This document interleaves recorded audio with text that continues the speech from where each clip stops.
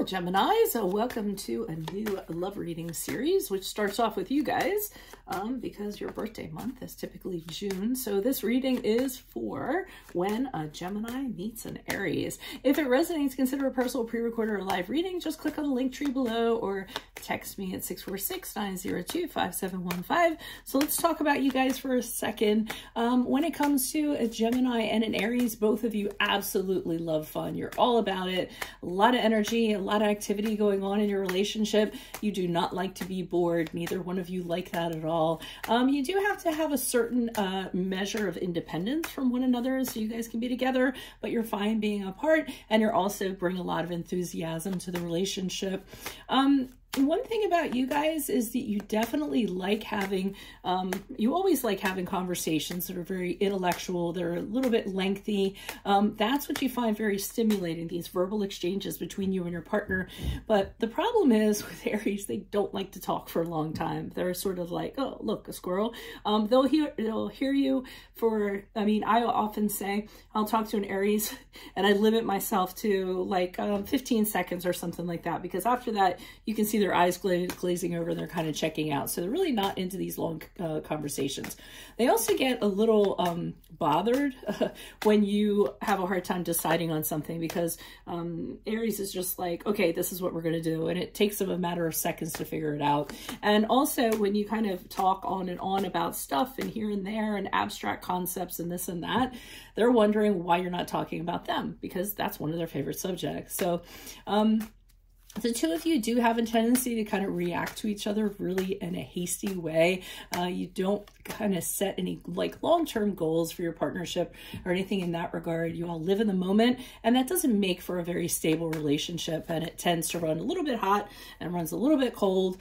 Just try to slow down and smell the roses once in a while if you want this connection to work. So Holy Spirit, angels, divine guides, universe, can you please provide your truth, your wisdom, your clarity, and your insight for when a Gemini meets an Aries? What do you see? What do they need to know to reach your higher ground, become closer to universe and closer to divine in this connection? Can you please show me Aries energies in this connection? Aries energies in this connection. I don't know why that card turned around. I'm gonna shove it back in there. Alrighty.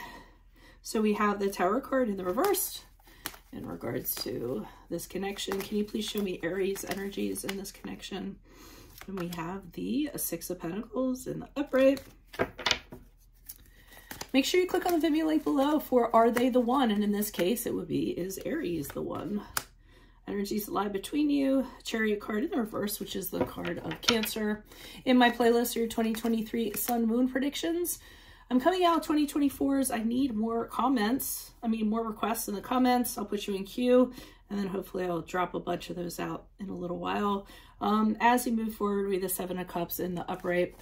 Finally, look me up on Facebook, Instagram, and TikTok. Like, share, subscribe, donate in support of my efforts. Always appreciated. Let's get to the reading. All right, so over on your side, it looks as though it's weird because I'm getting on your side that hot and cold energy. Like, you know, you guys will really go through a huge bout of like, you're getting on my last nerve. Why can't you see, you know, things the way that I see them? You know, an interaction like that, I'm done, it's over. And then I see once the dust settles, then it's like, I really like this person. Maybe we can work on things. So, you know, it'll be makeup and breakup, or it'll be done until because when it's not done. So I do see that kind of cycle is kind of goes on. But each of those cycles, I feel like you come out of it being a little bit more knowledgeable about Aries and what they're about, and it just ends up being the flow of the relationship. But it's not like you aren't gaining any knowledge after the fact.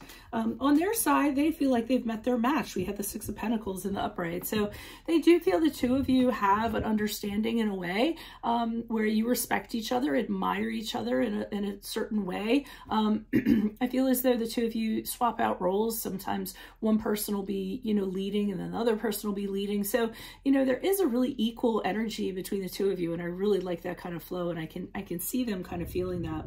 Now, the energies that lie between you, the two of you are very different when it comes to trajectories in life and how you go about approaching them. You definitely are not the same animal when it comes to getting what you want out of life. So the weird thing is, I feel as though you have the same endpoint, but the two of you go about it in different ways. And this can be a problem for the two of you, and it's going to cause problems in communication, because if you both want to kind of get to the same place, but you're both doing it different ways, and the other person's not understanding it, then it can become a little bit jumbled.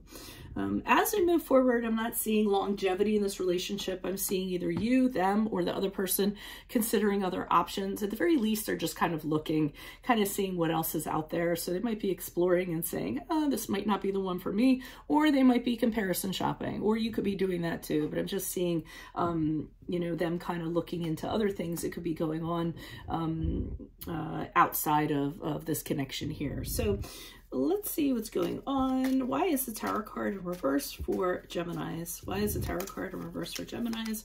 Who's this person? What's this energy? Okay, we have the Nine of Pentacles in the upright. We have the Five of Cups in the reverse. All right, and we have the, yeah, Six of Swords in the reverse. So it is a kind of breakup and makeup scenario. I do see you as being, sometimes you don't want to be, you know, around them. You're pretty happy with what you have and the way that things are, and you're very proud of what you've earned for yourself, and you like enjoying those things. And then I can see that you guys have a fallout, and you're very, very upset by that. You know, there's a lot of grief that kind of goes along with it, a lot of disappointment that goes along with it. The two of you might actually break up or kind of take a break or go your separate ways for a period of time. And then I'm seeing one person comes back to the other person and says, oh, come on, we can work this out. We can figure it out. I don't want to leave this like it is. I don't want to, you know, let's see if we can, you know, if we can change things, if we can kind of confront the problem. So I do see you guys come apart and then you come back together again. Why is the Six of Pentacles here in the upright for Aries? Who's this person? What's this energy?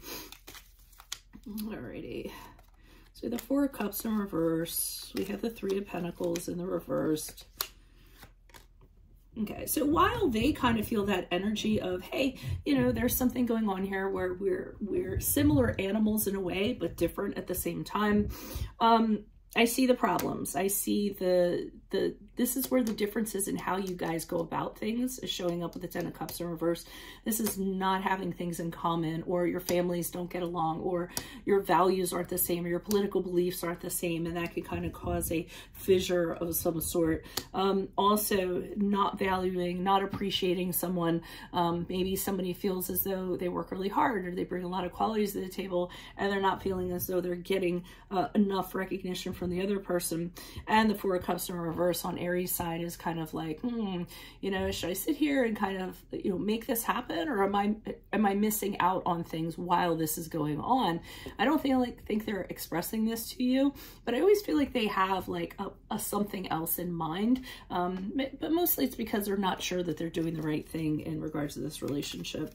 Why is the Chariot card here in reverse? Who's this person? What's this energy? Okay, the Queen of Wands in the upright, the Chariot card in the upright, and the Ten of Wands in the upright. So what I'm getting from this, again, you guys accomplish your goals in different ways. I almost see you as, well, you know what? I can't tell what these two energies are separately, so I'm just gonna say what the two energies are, and maybe they'll resonate.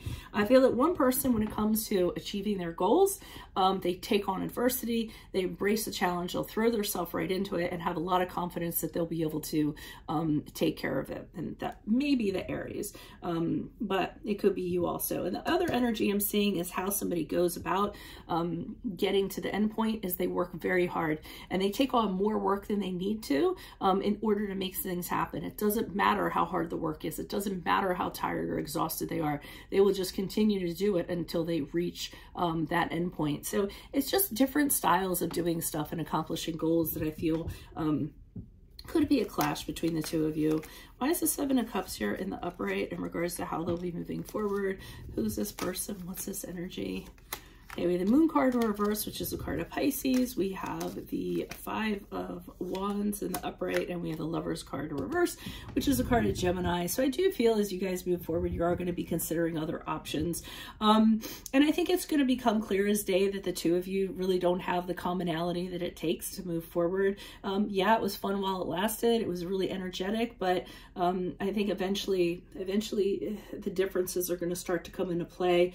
I think either you or the other person also realizes there's a lot of people out there for you. It's not like if the two of you break up, you're not going to find someone. So I think that both of you know that when it comes to finding someone else, you're very attractive, you're very magnetic, and you know that somebody will come around. And then the Lovers card in reverse, to me, again, is maybe you got into this for the wrong reasons. Maybe it was because of desire, maybe because it was fire, maybe because it seemed like it was great at the time, but ultimately the differences are kind of coming out, and maybe the two of you are regretting that it went as far as it did, or it went as deeply as it did. So I do think the two of you will go your separate ways, however that's going to be.